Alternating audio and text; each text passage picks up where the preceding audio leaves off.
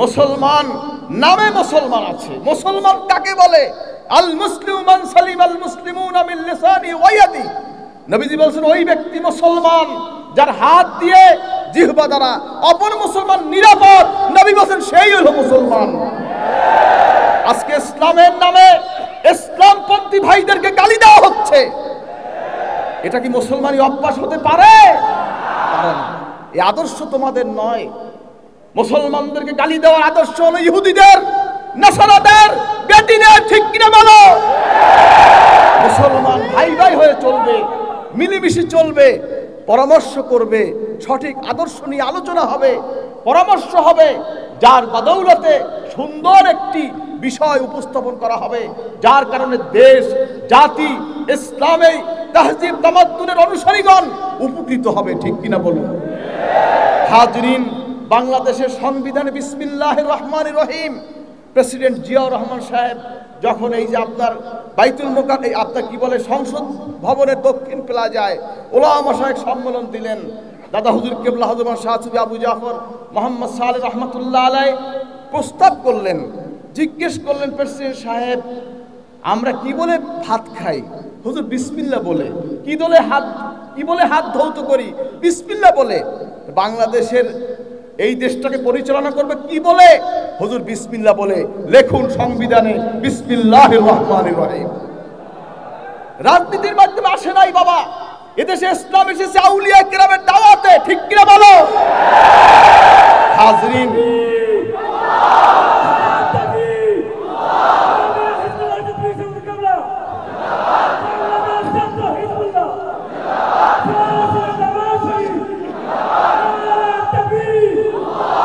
হাজরিন ভাইরা আমার, প্রেসিডেন্ট আইয়ুব খান যখন সরসিনার মাহফিলে গেলেন, জুমার দিন ছিল শুক্রবার, দাদা হুজুর কেবলা বললেন, প্রেসিডেন্ট সাহেব তার সাথে ইপিআর 700 ইপিআর গিয়েছে, তাদের হাফ প্যান্ট ছিল। এখন যে আর্মি পুলিশ বাহিনী তারা তো ফুল প্যান্ট, কিন্তু তাদের ছিল হাফ প্যান্ট। জুমার নামাজ পড়েছে হাফ প্যান্টের কারণে সেই আপনার তার সঙ্গীগণ জুমার নামাজ পড়তে পারে নাই। দাদা হুজুর কেবলা প্রস্তাব করলেন, প্রেসিডেন্ট সাহেব আপনি একজন সুন্নি মুসলমান, আমি আপনার কাছে অনুরোধ করি আজকে থেকে নিখিল পাকিস্তানের সকল বাহিনীর হাফ প্যান্টের মধ্যে ফুল প্যান্ট করা হোক, যাতে করে তারা মুসলমানের সন্তান যারা তারা নামাজ আদায় করতে পারে। সরসিনার স্টেজে সেদিন প্রেসিডেন্ট আইয়ুব খান ঘোষণা দিয়েছে, আজ থেকে পীর সাহেবের অনুরোধে হাফ প্যান্টের মধ্যে ফুল প্যান্ট ঘোষণা করা হলো। স্কুলে ইসলামিয়াত, মাদ্রাসায় আমাদের ছেলেরা পড়ে, স্কুল কলেজে আমাদের ছেলেরা পড়ে। প্রেসিডেন্ট সাহেব স্কুল কলেজে মেট্রিক পর্যন্ত কর্মচারী, আমি ইসলামিয়া ধর্ম শিক্ষা চাই, ইসলাম ধর্ম শিক্ষা চাই। দাদা হুজুর কেবলার অনুরোধে প্রেসিডেন্ট সরসিনার স্টেজে ঘোষণা দিয়েছে যে আপনার মেট্রিক পর্যন্ত কর্মচারী আপনার কি বলে আপনার স্কুলে ইসলামিয়াত কর্মচারী করেছে। বলে আলহামদুলিল্লাহ। রাজনীতি করে হয়েছে? বলেন তো, রাজনীতি করে হয়েছে? হয় নাই। আপনাদের রাজনীতি করেন, মিছিল করেন, মিটিং করেন, অনশন করেন, একটাও আইন পাস হয় না। আউলিয়া কেরামের ফেরাসতে, তাদের নজরে, তাদের তাকওয়ায়, পরহেজগারিতে, রুহানি তাওয়াজ্জুহ ফায়েজে আল্লাহর মঞ্জুর হয়েছে এই আইনগুলি বাংলাদেশ পাস হয়েছে। ঠিক কিনা বলেন? প্রেসিডেন্ট এরশাদ সাহেব,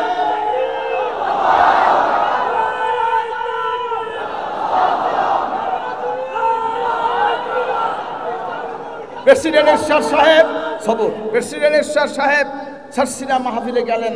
দাদা হুজুর কেবলা বললেন, বাহির দেশের রাষ্ট্রের মানুষরা জানে না যে দেশে মুসলমান আছে, বাংলাদেশের রাষ্ট্রীয় ধর্ম আমি ইসলাম চাই। দাদা হুজুর কেবলার প্রস্তাবে সরসিনা স্টেজে প্রেসিডেন্ট এরশাদ ঘোষণা দিয়েছে বাংলাদেশের রাষ্ট্র ধর্ম হবে ইসলাম।